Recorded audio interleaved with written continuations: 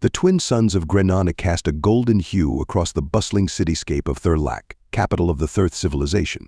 Towering spires of iridescent crystal stretched towards the sky, their smooth surfaces reflecting the warm light and painting the city in a kaleidoscope of colors.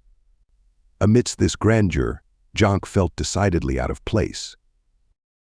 Standing nearly 8 feet tall, with a muscular frame covered in short, silvery fur, Jonk cut an imposing figure by any standard. Yet as he hurried through the streets, his long strides carrying him swiftly past his fellow Thurth, he felt small and insignificant. His large, expressive eyes darted nervously from side to side, taking in the disapproving glances and whispered comments of those he passed. "There goes that oddity," Jonk he overheard one Thurth mutter to another, still obsessed with those long-gone humans. Jonk's ears, normally perked high atop his head, drooped slightly at the words. He clutched the datapad in his hand tighter, its screen displaying the schematics for the submersible craft he had commissioned. Today was the day he had been working towards for years, the day he would finally embark on his expedition to the sunken human orbital embassy. As he approached the towering edifice of the magistrate's office, where he had diligently worked as a clerk for the past decade, Jonk's mind wandered to the humans who had once walked these very streets. What had they thought of Thurlak? Of the Thurth? What wonders and mysteries had they taken with them when they vanished without a trace 2,000 years ago? These questions had consumed Jonk for as long as he could remember. While his fellow Thurth were content with their peaceful, prosperous lives, never questioning the past or looking beyond their comfortable present, Jonk burned with an insatiable desire to know more. The humans called it curiosity, he had learned, and the word itself filled him with a sense of kinship to the long-lost species. Entering the magistrate's office, Jonk made his way to his small, cluttered desk. Stacks of ancient tomes and data crystals teetered precariously, each one containing fragments of information about humanity that he had painstakingly collected over the years. His colleagues gave him a wide berth, their expressions a mixture of pity and disdain. "Jonk," a deep, resonant voice called out. Jonk turned to see the governing priest, Thurlom, approaching. The elderly Thurth's fur had long since faded to a pale gray, and his once powerful frame now stooped with age. Yet his eyes still held the sharp intelligence that had made him a respected leader for decades. "Your Eminence," Jonk said, bowing his head respectfully. Thurlom's gaze swept over Jonk's desk, taking in the relics and research materials. He sighed heavily. "I understand today is your last day with us," he said, his tone a mixture of disappointment and concern. Jonk nodded, unable to keep the excitement from his voice. "Yes, Your Eminence. I leave for the expedition tomorrow at first light." The governing priest shook his head slowly. "Jonk, my boy, I've watched you grow from a bright young clerk into whatever it is you've become. I must ask you one last time, is this truly the path you wish to take? To throw away a promising career, to risk your life, all for the sake of a long-dead species?" For a moment, Jonk felt a flicker of doubt. He thought of the comfort and security he was leaving behind, of the disapproval and ridicule he had faced. But then his eyes fell upon a small, worn photograph on his desk, one of the few surviving images of a human, its features so alien yet so fascinating to him. "With all due respect, Your Eminence," Jonk said, his resolve strengthening, "I believe this is the most important thing I could do with my life. The humans left their mark on our world, on our history. Understanding them, uncovering their secrets, it could change everything we know about ourselves and our place in the universe." Thurlom regarded him silently for a long moment, then nodded once. "Very well," he said. "May the cosmic harmony guide your path, Jonk. I hope you find what you're looking for out there." As the governing priest walked away, Jonk turned back to his desk, his heart racing with anticipation. Tomorrow, he would leave this life behind and embark on the greatest adventure of his life. Whatever mysteries lay hidden in the sunken ruins of the human embassy, Jonk was determined to uncover them all. With trembling hands, he began to pack up his belongings, each artifact and data crystal a step closer to unraveling the enigma of humanity's disappearance. As the suns began to set outside, painting the sky in brilliant hues of orange and purple, Jonk allowed himself a small smile. Tomorrow, his dream would finally become reality.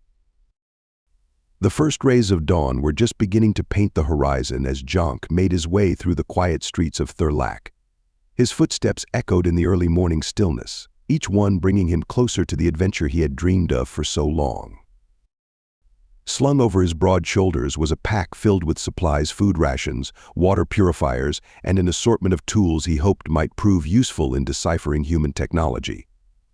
But his most prized possessions were tucked safely in a waterproof case strapped to his chest, a collection of fragile books and data crystals, each one containing precious scraps of information about the long-vanished humans.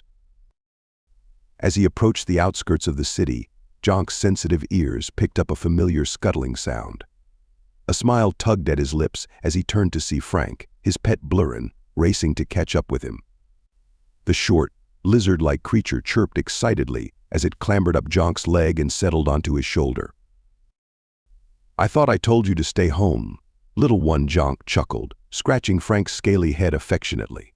The Blurrin nuzzled against his neck in response, clearly having no intention of being left behind. Just beyond the city limits, a sleek, egg-shaped vehicle sat waiting. Its metallic surface gleamed in the growing light, the product of months of work and nearly all of Jonk's savings. As he approached, a panel slid open with a soft hiss, and a mechanical voice greeted him. "Good morning, Jonk.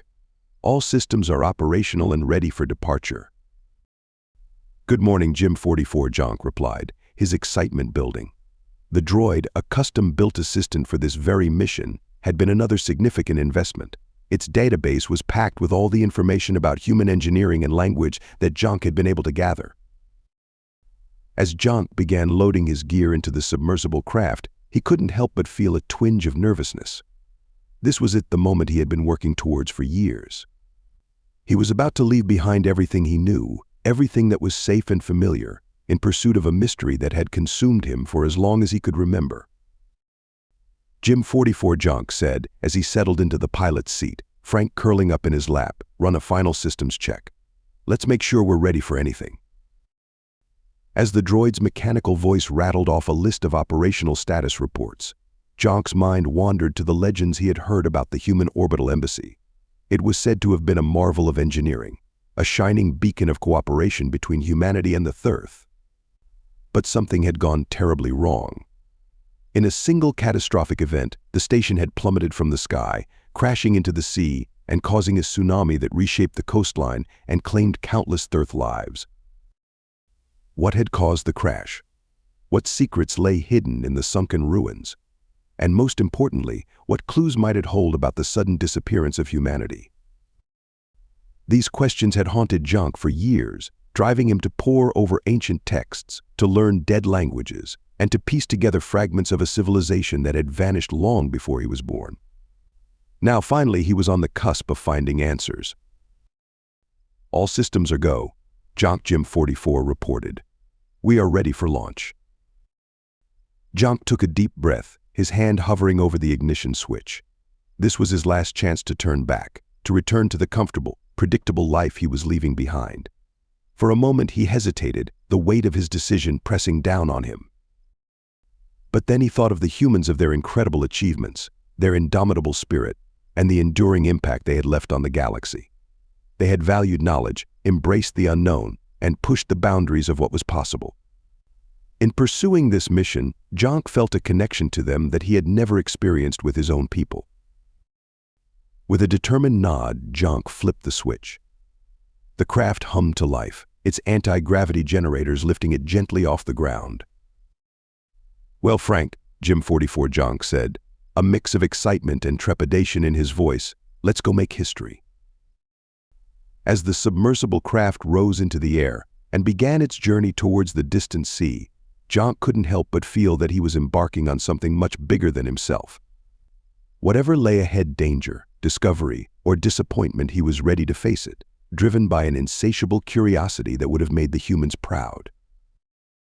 The bustling city of Thurlac fell away behind them, growing smaller and smaller until it disappeared over the horizon. Ahead lay the unknown, the promise of adventure, and perhaps the key to unlocking the greatest mystery of their time. Jonk's journey to uncover the truth about humanity's disappearance had finally begun.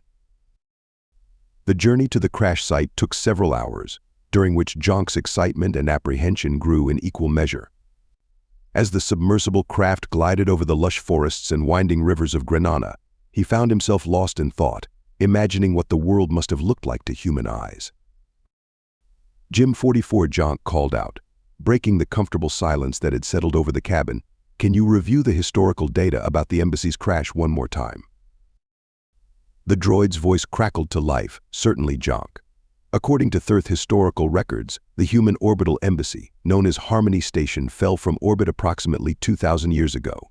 The impact occurred in the Endless Sea, roughly 200 kilometers from the eastern coast of the main continent." Jonk nodded, having heard this information countless times before. But it was what came next that always sent a shiver down his spine. The resulting tsunami devastated coastal settlements, with an estimated loss of 1.2 million Thirth lives, Jim 44 continued. In the aftermath, the Thirth government declared the crash site off limits, citing potential dangers from human technology and a desire to honor the dead. Frank, sensing Jonk's unease, chirped softly and nuzzled against his hand. Jonk smiled, grateful for the small creature's companionship. "What's always puzzled me," Jonk mused, more to himself than to Jim 44, "is why the humans didn't prevent the crash. Their technology was far superior to ours, and why didn't they help with the rescue efforts afterward? It's as if they vanished at the exact moment of impact." Before Jim 44 could respond, a soft chime sounded from the control panel. "We are approaching the coordinates of the crash site," Jonk the droid announced. Jonk's heart began to race as he peered out of the view screen. The endless sea stretched out before them, its deep blue waters shimmering under the afternoon suns. There was no visible sign of the catastrophe that had occurred here 2 millennia ago, no hint of the secrets that lay beneath the waves. "Initiating submersion sequence," Jim 44 stated, as Jonk felt the craft begin to descend towards the water's surface. As they broke through the waves and plunged into the depths, Jonk's eyes widened in awe. The underwater world was a riot of colors and life, with schools of bioluminescent fish darting past and strange, alien coral formations stretching as far as the eye could see. But it wasn't the natural beauty that Jonk had come for. His eyes scanned the seafloor intently, searching for any sign of human artifice amidst the organic shapes. Suddenly, Frank let out an excited trill, his tail whipping back and forth as he pressed his face against the view screen. Jonk followed the blurrin's gaze, and his breath caught in his throat. There, emerging from the gloom like a sleeping giant, was a massive structure of gleaming metal and shattered crystal. Despite the passage of time in the harsh underwater environment, the ruins of Harmony Station were unmistakable. "By the cosmic harmony," Jonk whispered, his voice filled with reverence and awe. "We found it." As Jim 44 maneuvered the craft closer to the wreckage, Jonk could make out more details. The station's main body was a long cylinder, now broken into several large sections. Smaller modules, likely once home to laboratories or living quarters, were scattered across the seafloor. Here and there, patches of strange, angular writing human script were still visible on the hull. "Jim 44, begin scanning the structure," Jonk commanded, his scientific training kicking in despite his excitement. "Look for any areas that might still be sealed or pressurized, and check for any active power signatures." As the droid set to work, Jonk couldn't tear his eyes away from the view. Here, finally, was tangible proof of humanity's presence on his world. Each twisted beam and shattered window panel told a story, held a secret, and Jonk was determined to uncover them all. "Scan complete," Jim 44 announced after several minutes. "I've detected a section near the center of the main cylinder that appears to be largely intact. There's a faint power signature emanating from within, suggesting some systems may still be operational." Jonk's heart leapt at the news. Active systems after 2,000 years underwater? It seemed impossible, yet it spoke volumes about the advanced nature of human technology. "Plot a course to the intact section," Jonk ordered, already moving to don his diving gear. "It's time to get a closer look." As he prepared for his first expedition into the ruins, Jonk felt a mix of emotions washing over him: excitement, fear, and an overwhelming sense of responsibility. He was about to step into a piece of living history, to uncover secrets that had lain dormant for millennia. Whatever he discovered in the sunken remains of Harmony Station, Jonk knew that his life and possibly the lives of all Thirth would never be the same again. With a deep breath to steady his nerves, he sealed his helmet and prepared to step into the unknown. The airlock hissed as it equalized pressure, and Jonk felt his stomach lurch with a mixture of anticipation and trepidation. He stood at the threshold of the submersible craft, peering out into the murky waters that surrounded the ruins of Harmony Station. "Remember," Jonk Jim 44's voice crackled through the comm system in his helmet. "Your suit can withstand the pressure at this depth, but you have a limited air supply. I'll monitor your vitals from here." Jonk nodded, though he knew the droid couldn't see him. "Understood, Jim 44. Keep the craft's lights trained on me, and be ready to retrieve Frank if he gets into trouble." With that, Jonk took a deep breath and pushed off from the airlock. The cool embrace of the ocean enveloped him as he glided towards the looming structure of the station. Frank, equipped with a specially designed underwater harness, paddled alongside him, the Blurren's natural curiosity evident in its wide-eyed gaze. As Jonk approached the hull of the station, the true scale of the structure became apparent. What had seemed large from the submersible now felt positively gargantuan up close. Sections of the outer hull had been torn away, revealing glimpses of the station's innards, a maze of corridors, chambers, and machinery unlike anything in Thirth engineering. Jonk activated the scanner built into his suit's gauntlet, sweeping it across the hull. "Jim 44, are you receiving this data?" Affirmative, the droid responded. "The metal alloy is unlike anything in our database. It appears to be resistant to corrosion and biological growth, which explains the station's remarkable preservation." Jonk marveled at the smooth surface beneath his gloved hand. Even after 2 millennia under the sea, it felt as though it had been forged yesterday. "Incredible," he murmured. "Their material science must have been centuries ahead of ours." Guided by Jim 44's directions, Jonk made his way along the hull, searching for an entry point into the section that still showed signs of power. Frank darted to and fro, occasionally letting out muffled chirps of excitement when something caught his eye. After what felt like hours but was likely only minutes, Jonk spotted what he was looking for: an airlock, its outer door partially open. "Jim 44, I think I've found our way in. Can you get a reading on the chamber beyond?" There was a moment of silence before the droid responded. "Scans indicate the chamber beyond the airlock is dry and pressurized, though the atmosphere is likely not breathable. Proceed with caution, Jonk." With a nod, Jonk carefully maneuvered himself into the airlock, gesturing for Frank to follow. The Blurren seemed hesitant at first, but eventually swam in after its master. Jonk found the manual release for the inner door and, with a grunt of effort, managed to crank it open. As the door swung inward, Jonk was hit with a rush of stale air. He quickly stepped inside, pulling Frank with him, and sealed the door behind them. Water drained from the chamber through some unseen mechanism, leaving them standing in a dimly lit anteroom. Jonk's heart raced as he took in his surroundings. The walls were lined with strange symbols and diagrams, human writing and schematics, he realized. Despite the lack of natural light, faint strips of illumination pulsed along the floor and ceiling, casting an eerie blue glow over everything. "Jim 44, Jonk whispered, though he knew there was no need to keep his voice down. "Are you seeing this?" Affirmative, the droid replied, its tone as close to awe as its programming allowed.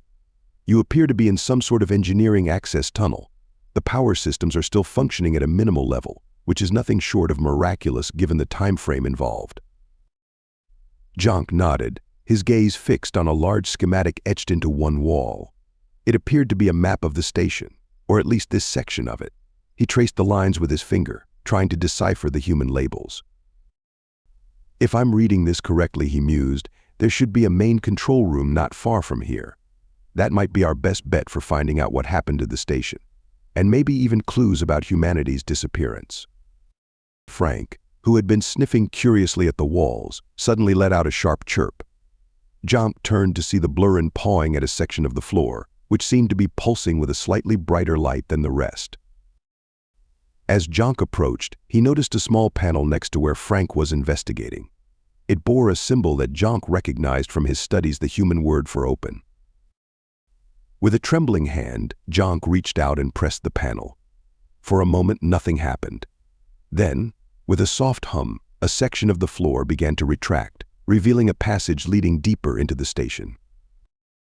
Jonk felt a shiver of excitement run down his spine. This was the moment he had been dreaming of for years. Whatever lay beyond this point could change everything he thought he knew about humanity and their relationship with the Thirth. "Jim 44, he said, his voice filled with determination. "I'm going deeper into the station. Keep monitoring my signal, and wish me luck." With Frank at his heels, Jonk took his first steps into the unknown depths of Harmony Station, his mind racing with the possibilities of what he might discover. The passageway stretched before Jonk like a portal to another world. As he and Frank ventured deeper into the bowels of Harmony Station, the soft blue glow of the emergency lighting cast long shadows that danced across the walls. The air, though stale, held a faint metallic tang that Jonk's sensitive nose could detect even through his suit's filters. "Fascinating," Jonk murmured, his eyes darting from one marvel to another. The walls were lined with conduits and panels, each bearing markings in the human script. He paused occasionally to capture images with his suit's built-in camera, knowing that each symbol could be a key to unlocking the station's secrets. Frank scampered ahead, his natural curiosity seemingly unhampered by the alien environment. The blurring scales shimmered in the low light as it investigated every nook and cranny. "Jim 44, Jonk called out. "Are you still receiving my transmissions?" There was a moment of static before the droid's voice came through, slightly distorted but audible. "Affirmative, Jonk, though the signal is weakening. I estimate you've penetrated about 100 meters into the station's superstructure." Jonk nodded, making a mental note of their progress. As they rounded a corner, he suddenly stopped short, his breath catching in his throat. Before them stood a massive circular door, easily 3 times Jonk's height. Unlike the utilitarian designs they had encountered so far, this door was adorned with intricate engravings, swirling patterns that seemed to tell a story Jonk couldn't quite decipher. At the center of the door, a panel glowed with a soft, pulsing light. As Jonk approached, he could make out a series of symbols arranged in a grid. "Jim 44, he said, his voice hushed with awe. "I think we've found the entrance to the control room. But there's some kind of locking mechanism. It looks like a puzzle." "Caution," Jim 44's voice crackled. "Attempting to bypass unknown security systems could be dangerous." But Jonk barely heard the warning. His mind was already racing, analyzing the symbols on the panel. They seemed familiar somehow, reminiscent of diagrams he had seen in ancient human texts about their understanding of the cosmos. With trembling fingers, Jonk began to press the symbols, arranging them in a pattern that he hoped corresponded to the human model of their solar system. As he placed the last symbol, representing Earth, the panel suddenly flashed green. For a moment, nothing happened. Then, with a low groan that Jonk felt in his bones, the massive door began to slide open. Stale air rushed past him, carrying with it the musty scent of long-abandoned spaces. As the door fully retracted, Jonk and Frank found themselves staring into a cavernous chamber. The room was circular, its walls lined with what appeared to be control stations and massive view screens. At the center stood a raised platform with a single, ornate chair, clearly the command center of the entire station. By the cosmic harmony, Jonk breathed, taking a tentative step into the room. As he did, the chamber suddenly sprang to life. Lights flickered on, consoles hummed with awakening power, and the view screens blazed into brilliant, albeit static-filled, illumination. Frank let out a startled chirp, darting between Jonk's legs. But Jonk barely noticed, his attention entirely captivated by the sight before him. This was the nerve center of Harmony Station, preserved for 2,000 years beneath the waves. As Jonk approached the central platform, his eyes were drawn to a small, cylindrical object resting on one of the armrests of the command chair. It was no larger than his palm, made of a material that seemed to shimmer with an inner light. With utmost care, Jonk lifted the object. As soon as his fingers made contact, it emitted a soft hum, and a holographic display sprang to life above it. Jonk gasped as he found himself staring at the face of a human, the first he had ever seen outside of ancient, degraded images. The hologram flickered, and then a voice echoed through the chamber, a human voice, speaking in perfectly accented Thirth. "This is Captain Maicha Valdez of Harmony Station. To whoever finds this message, I hope it finds you well. What I'm about to share will change everything you thought you knew about humanity and the Thirth. But first, you must understand why we left, and why we had no choice but to keep the truth hidden. Until now." Jonk stood transfixed, his heart pounding in his chest. After years of searching, he was finally about to uncover the truth behind humanity's disappearance. But as the hologram continued its message, Jonk began to realize that the answers he sought might be far more earth-shattering than he had ever imagined. The hologram of Captain Maicha Valdez flickered, her expression a mixture of determination and sorrow. Jonk stood transfixed, barely daring to breathe as the human's voice filled the chamber. 2,000 years ago, humanity faced an impossible choice, Maicha began. Our long-range sensors detected a threat so vast, so incomprehensible, that it threatened not just Earth, but every world we had encountered in our explorations, including Grenanana. Jonk's mind reeled at the implications. A threat to both humanity and the Thirth. He had never imagined such a scenario in all his years of research. Maicha's hologram continued. "We called them the plague entities of dark energy that consumed entire star systems. Our scientists predicted they would reach Earth within a century, and Grenana not long after. We had two options: fight a war we couldn't win, or hide and hope to survive." Frank chirped softly, sensing Jonk's growing tension. Absent-mindedly, Jonk stroked the blur in scales, his eyes never leaving the hologram. "We chose to hide," Maicha said, her voice heavy with the weight of the decision. "But to do so, we had to erase all traces of our civilization from the galaxy. This included severing our ties with the Thirth, painful as it was. The crash of Harmony Station was staged, a final, drastic step to ensure the plague would find no trace of advanced technology on Grenana." Jonk gasped. The crash, the tsunami, the loss of so many Thirth lives, it had all been intentional. His mind struggled to reconcile this revelation with everything he had believed about humanity. "I know this truth will be difficult for the Thirth to accept," Maicha continued, as if anticipating Jonk's reaction. "But it was necessary. We retreated to pocket dimensions, using technology beyond even the plague comprehension. We've been watching, waiting for the right moment to return." The hologram flickered, and for a moment Jonk feared the message would end. But Maicha's image stabilized, her eyes seeming to lock directly with Jonk's. "If you're hearing this message, it means two things. First, the plague have passed through this sector of space, deeming it devoid of advanced life.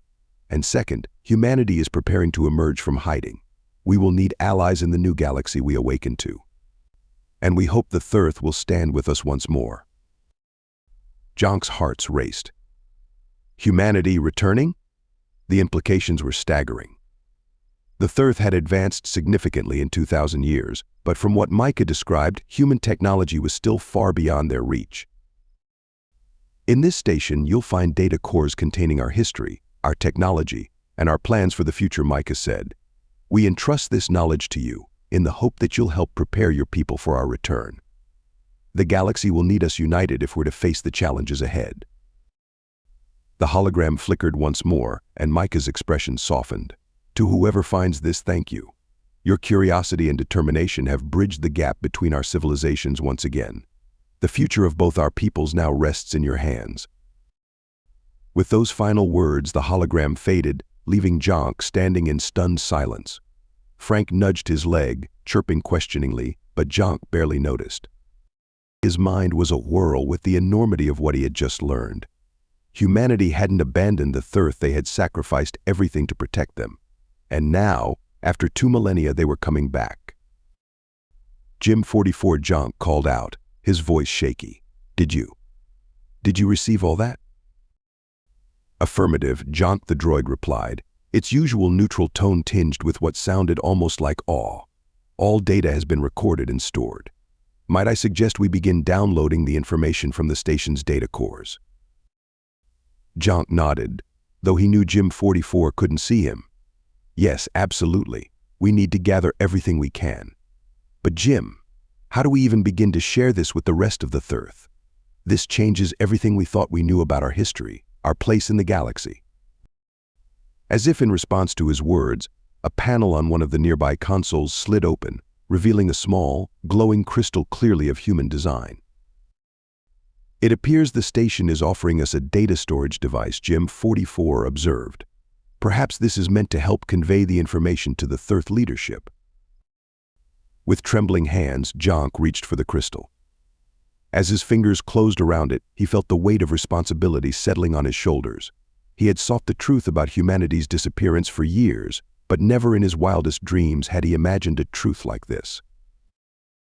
As he turned to leave the control room, Jonk's gaze fell upon the majestic command chair once more. For a brief moment he could almost see Captain Micah Valdez sitting there, making the heart-wrenching decision to leave the Earth behind. "We won't let your sacrifice be in vain," Jonk whispered to the empty chair. "Whatever comes next, the Earth will be ready to stand with humanity once again."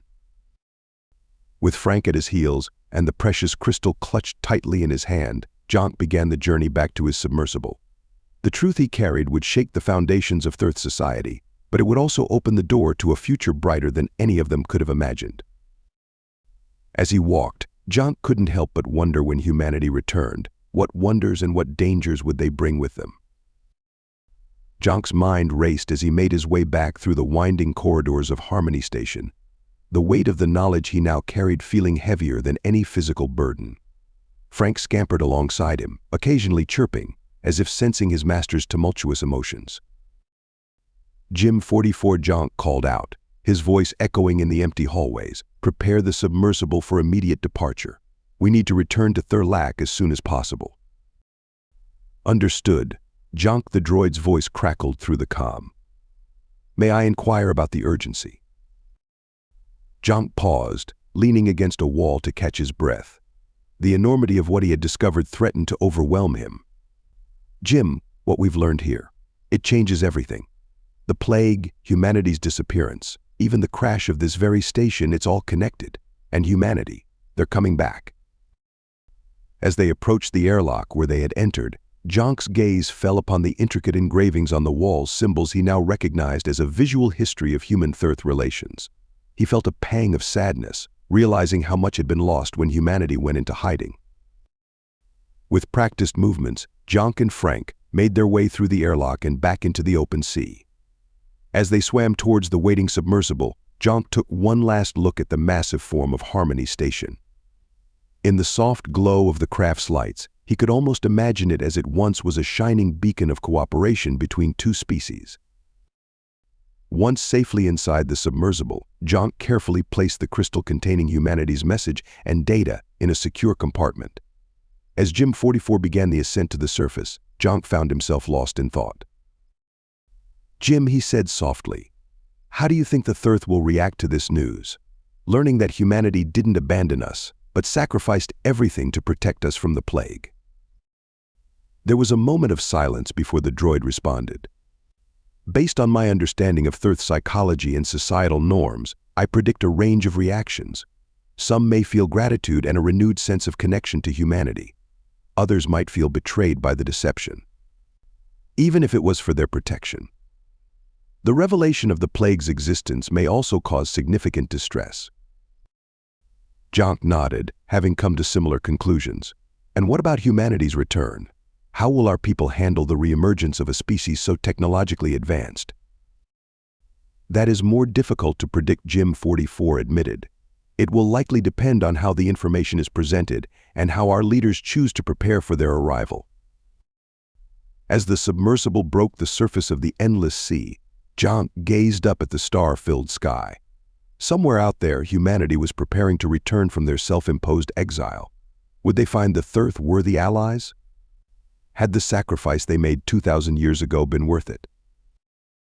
Jim, Jonk said, a new determination in his voice, set a course for the capital. "We need to speak with the governing priest immediately." As the craft sped towards the distant shores of Thurlac, Jonk cradled the crystal in his hands.